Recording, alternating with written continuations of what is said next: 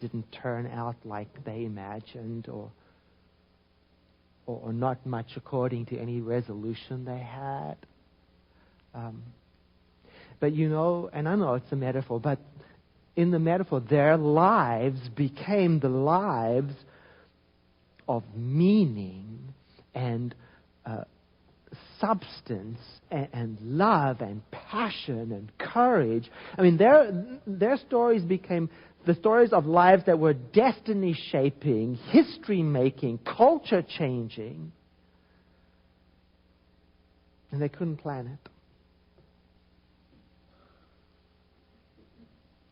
So I think, what are the angels' messages for us? Maybe it's reality whispering to us what we already know is true, but we're arguing with it. And that's why maybe we're so busy making up resolutions, because we think, I do want to have a life of meaning and substance. I want it to be history-making and culture-changing, but then I've got the idea how that will be.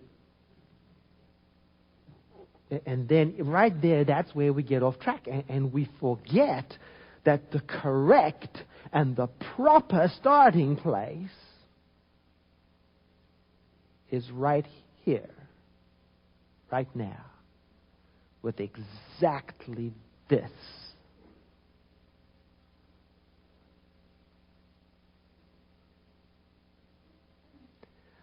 And I imagine the angel's message to you is tailored to you. Is it tailored to the next person? Like, for example, I'm thinking this is the message for you. Just take a moment, and in your mind's eye, just think of your life and describe yourself right now. And then reality's whispering is probably something like this. Now accept that with your heart wide open. And get up and get on with being that person. Because this is exactly where your greatest potential is, right here. Not in some imagined future.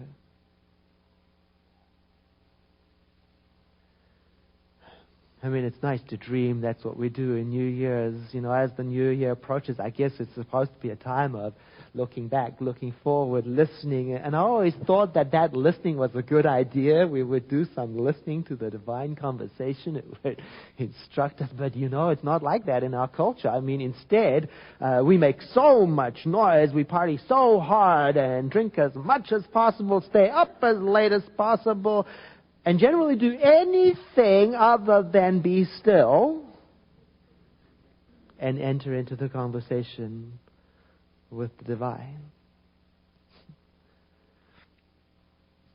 Could it be because we already know what life wants?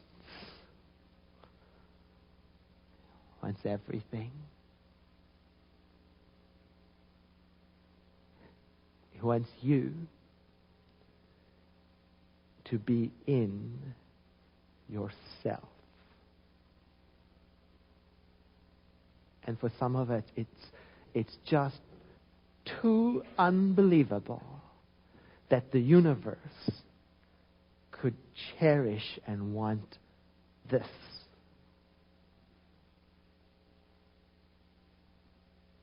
And so we settle for small decisions. I'll fix this. I'll change that. I'll stop that. I'll go there. I'll compete with that. I'll this, I'll that. Oh, I've let resolutions really mess with me. Trip me up all kinds of ways, I realized that's because I had a hidden belief inside of me operating, that there was some better version of me that I had to become. And don't get me wrong, I think things can change. I really do. I think habits can be dropped, that there's room for improvement, that stuff, I get that. But I missed the starting point. To love the great right now. To recognize that peace. to stand in it. You see,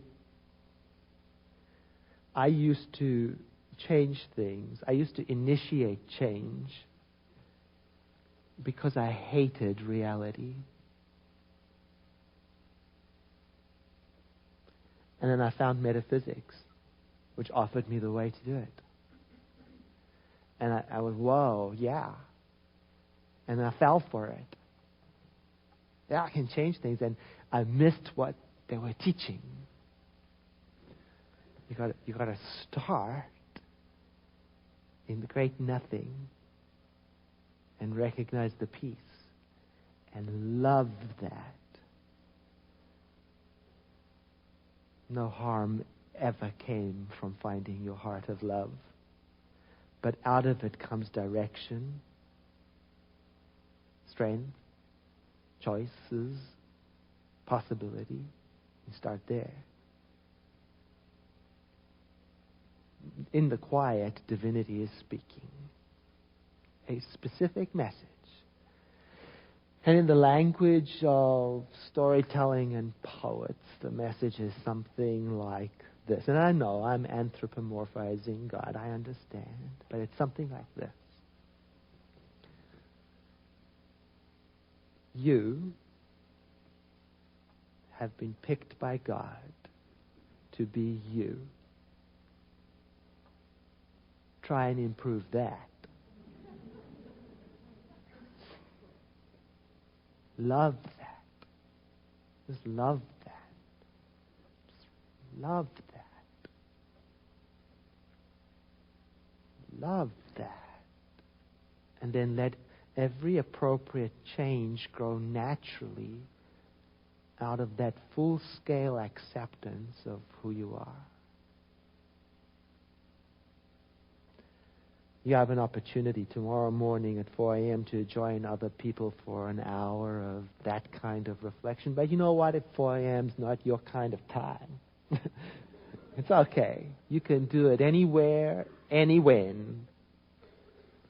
Like right now. You know how you do it? Like this. You breathe in. And you let your thoughts begin to fall away as your eyes close. And you let the quietness take you. And you see if you can find the present moment. You might notice you have to utterly, completely relax. There's no holding on to anything in this. And in that quiet, relaxed state, you can just ask, what is reality whispering to me?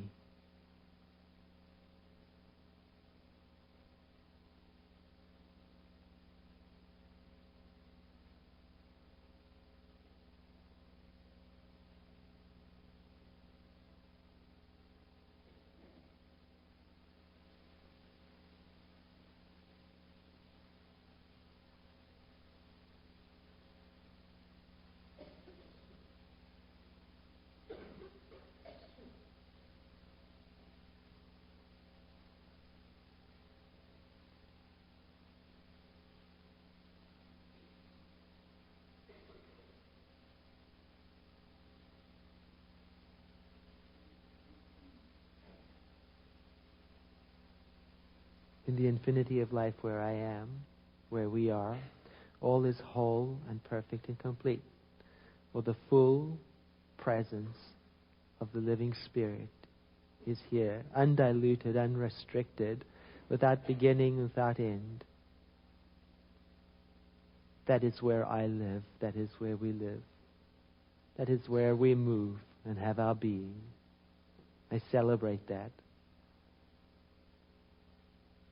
I recognize it as the heart of peace of my being. And I move with it.